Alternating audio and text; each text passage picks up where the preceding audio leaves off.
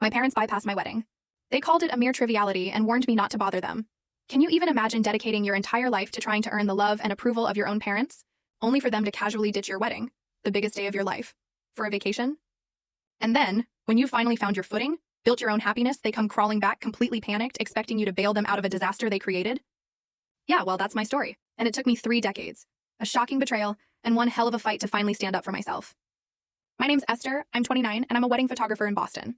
And honestly, the irony of my job was never lost on me. I spent my days capturing these beautiful, emotional moments between brides and their proud parents, knowing that just last year, my own parents called my small garden ceremony trivial and didn't even bother to show up. Instead, they were sipping cocktails in Hawaii with my sister. It was a week later, when they finally decided to grace me with a call, that I learned a truly invaluable lesson about family, boundaries, and what it truly means to respect yourself. Growing up, our house in Massachusetts looked like it was ripped straight out of a magazine, a perfect 2-story colonial manicured lawn, white picket fence. The kind of place you'd imagine a perfect family lived.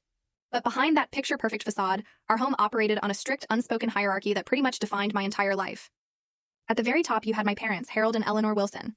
My dad was a corporate lawyer, my mom a hospital administrator. Status, that was their god. Just below them was my older sister, Julia.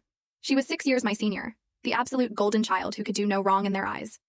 And then at the very bottom, almost an afterthought, was me. The disappointment.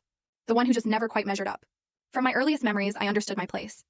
When Julia brought home straight A's, her report card was practically laminated and displayed on the fridge for weeks, a beacon of perfection.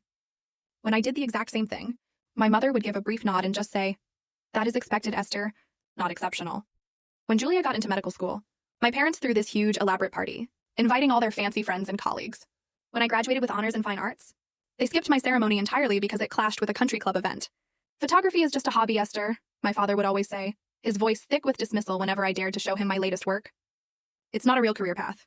You need to think about something practical." Julia, of course, followed their pre-approved, perfectly mapped-out path. Ivy League undergrad, Ivy League medical school, then a prestigious residency. Now, at 35, she's a successful surgeon, married to another doctor, with 2 perfect kids. They live 3 blocks from my parents and have Sunday dinner with them every single... Full story video added in below.